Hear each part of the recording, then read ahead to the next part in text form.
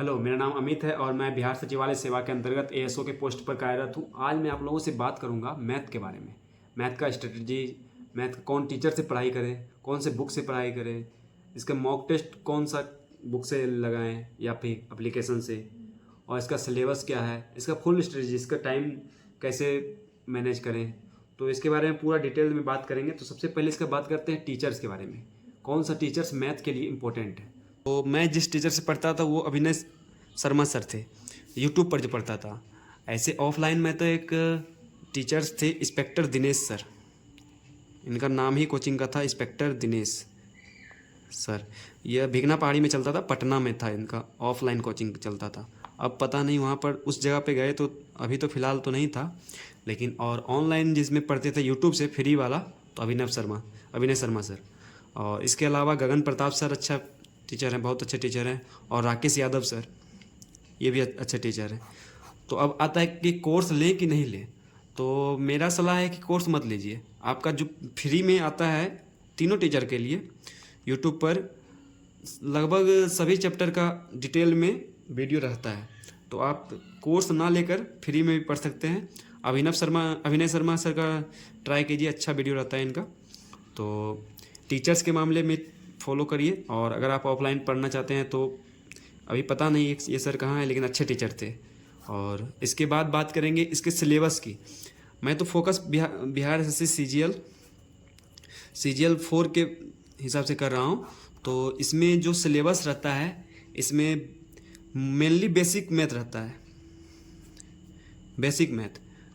Advance math का chapter नहीं रहता है। एडवांस मैथ में आप लोग जानते होंगे कौन कौन सा चैप्टर आता है, जैसे मेंसुरेशन हो गया, अलजेब्रा, और अलजेब्रा पढ़ने के बाद ही पढ़ा जाता है ट्रिग्नोमेट्री। पहले ट्रिग्नोमेट्री नहीं ख़त्म करना होता है। ट्रिग्नोमेट्री, ज्योमेट्री, ये सब चैप्टर जो होता है ये सब एडवांस मैथ में आता है। ज़्यादा ये नहीं पूछा जाता, ज़्यादा बेसिक मैथ ही पूछा जाता है इसमें, खासकर ये एग्ज़ाम में। और आप लोग अगर बिहार एसएससी सीजीएल 4 के हिसाब से पढ़िएगा तो इसके अलावा जो और भी छोटा मोटा एग्ज़ाम हो गया, जैसे रेलवे का और बाकी कुछ भी एग्ज़ाम, तो वो सब इजीली निकल जाएगा। एसएससी का ही एमटीएस वगैरह, ये सब तो इजीली निकल जाएगा अगर आप लोग इस पर फोकस करें। बेसिक मैथ में जो चैप्टर आता है वो मेनली रहता है नंबर सिस्टम, और सबसे इम्पोर्टेंट चैप्टर यही है नंबर सिस्टम का। परसेंटेज, रेशियो, एसआई और सीआई, डेसिमल, फ्रैक्शन भी इसके साथ ही ये सेम चैप्टर में आता है। और लाभ हानि का एक चैप्टर आता है। इसी तरह जो बेसिक चैप्टर आता है इसमें ज़्यादा क्वेश्चन रहता है और ज़्यादा इजीली कवर भी हो सकता है। जैसे नंबर सिस्टम, ये देखने में तो लग रहा है इजी है, लेकिन इससे बहुत सारा क्वेश्चन आता है। इससे रिलेटेड बहुत सारा क्वेश्चन इस सब में भी पूछा जाता है, इससे रिलेटेड रहता है नंबर सिस्टम से। तो इसलिए सिलेबस तो इसका यही सब है। और एडवांस मैथ कम ही पूछा जाता है, लेकिन इसका तैयारी भी करते रहिए, हो सकता है पूछ दे। और अगर जैसे बेसिक मैथ में ही कोई आपको लगेगा बहुत ज़्यादा टाइम लगेगा, टीचर से नहीं पढ़िएगा, कोई ट्रिक नहीं जानिएगा, तो आपको बहुत ज़्यादा टाइम लग सकता है। इसलिए टीचर का यूज वहीं आता है कि आपको टाइम मैनेजमेंट करना सिखा देंगे, शॉर्ट ट्रिक्स बताएंगे या फिर कुछ ऐसा मेथड बताएंगे जिससे इजीली समझ में आ भी आ जाए और टाइम भी कम लगे। तो टीचर तो समझा दिया, और सिलेबस इसका। और बिहार सीजीएल 4 का मैथ का मार्क है 25 मार्क्स का आता है, 150 में 25 मार्क्स का। आप मैथ एक ऐसा चैप्टर है, मैथ और रीजनिंग, जिसमें फुल मार्क्स लाया जाता है। आप जीके में हमें ये नहीं बोल सकते हैं कि हम 50 में 50 ला देंगे, या साइंस में भी एग्जैक्टली 20+ तो आ सकता है, लेकिन कोई बोल नहीं सकता है कि हम 25 में 25 ला देंगे साइंस में। लेकिन रीजनिंग और मैथ दो ऐसा सब्जेक्ट है जिसमें आप लोग 75 के टोटल मिला के 75 होता है, 25 मैथ और 50 रीजनिंग। ये 75 में आप 70+ तो ला ही देंगे, और 75 भी आ सकता है। मेरा भी लगभग, हमको लगता है 73 या 74 मार्क्स मेरा खुद आया हुआ था। वो भी हमको एक गलती हमको तो पता है, उसके बाद एक हमको गलती नहीं पता, तो हो सकता है 73 आया हो, एक और गलती हो गया हो तो इसका ये मार्क्स होता है। और लगभग सभी एग्जाम में 25 क्वेश्चन रहते हैं मैथ से, तो मैथ इंपॉर्टेंट है। और उसके बाद अब बात करते हैं बुक, कौन से बुक से पढ़ाई करें। तो बुक तो पहले भी मैं बता चुका था, बुक के बारे में एक बार फिर बता देता हूँ। बुक में 2 बुक, एक तो बुक आता है किरण का, जो बेसिक है अभी स्टार्ट कर रहे हैं उसके लिए किरण मस्त बुक है, क्योंकि इसमें बहुत ज़्यादा क्वेश्चन रहता है, 7300 प्लस रहता है, या कहीं 9500 प्लस आता है। और एक अच्छा बुक है, इसका नाम है पिनाकल, स्पेलिंग देख लीजिएगा सही है कि नहीं, ये भी आता है, एक बहुत ही अच्छा बुक है प्रैक्टिस करने के लिए। तो बुक प्रैक्टिस करिए तो ये दोनों से खास करके अच्छा बुक है। और किरण में तो बहुत ज़्यादा क्वेश्चन है, इसलिए जो बेसिक्स तैयारी कर रहे हैं, शुरुआत कर रहे हैं, उसके लिए किरण ज़्यादा है अच्छा है। जो कुछ समय से मैथ पढ़ चुके हैं और अच्छा मैथ है उनका, वो दूसरा बुक ट्राई कर सकते हैं, या सिर्फ मॉक टेस्ट पर फोकस रख सकते हैं।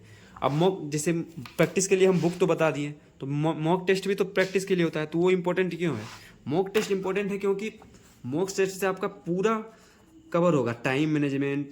अब जैसे मॉक टेस्ट में कौन सा टेस्ट अच्छा रहेगा, ऑफलाइन के बारे में तो मैं ज़्यादा टिप्पणी नहीं कर पाऊँगा, लेकिन अगर ऑनलाइन की बात किया जाए तो टेक्स्ट बुक एक ऐप आता है जिसको मैं फॉलो करता था, तो ये बहुत अच्छा ऐप है, इस पर मॉक दीजिए और इससे टाइम मैनेजमेंट होता है। और इसमें इस ऐप में अगर आप मॉक लगा लिए तो कौन सा चैप्टर आपका वीक है, कौन सा चैप्टर स्ट्रॉन्ग है, ये भी दिखाएगा। कौन सा चैप्टर में आपको ज़्यादा टाइम लग रहा है, किस टाइप के क्वेश्चन में। तो अगर आप किसी में ज़्यादा टाइम लग रहा है तो उस क्वेश्चन जो चैप्टर से रिलेटेड होगा उसको सिर्फ प्रैक्टिस करिए, उसको ज़्यादा से ज़्यादा प्रैक्टिस करके आपको टाइम को कम करना है।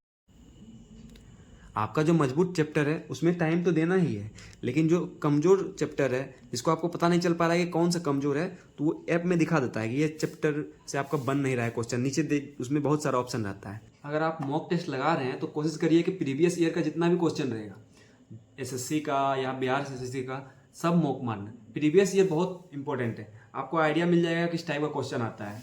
और नोट्स बनाए कि नहीं, ये एक अच्छा इंपॉर्टेंट टॉपिक है। तो हम तो नोट्स नहीं बनाते, नोट्स बनाने में मैथ में खास करके बहुत ज़्यादा टाइम लगता था। अगर आपको बनाना है तो एक पतला सा बुक बनाइए, पतला, बहुत पतला, उसमें एक चैप्टर में एक ही पेज में नोट्स, ऐसा नोट्स कि रिवीजन करने में बहुत ईजी हो। ये नहीं कि आप पूरा कॉपी ही नोट्स के रूप में तैयार कर रहे हैं तो आप रिवीजन नहीं कर पाएंगे, फिर आप बोर हो जाएंगे। बहुत ही पतला जिसको पढ़ने में मज़ा आए और ऐसा नोट्स बनाइए। और मैथ में बहुत ज़्यादा प्रैक्टिस करिएगा तभी मैथ में मार्क्स बढ़ेगा, नहीं तो लगातार उतना ही मार्क्स पे आप कांस्टेंट हो जाएंगे। तो अच्छा, अगर वीडियो अच्छा लगे तो वीडियो को लाइक करिए, शेयर करिए और चैनल को सब्सक्राइब करिए। धन्यवाद।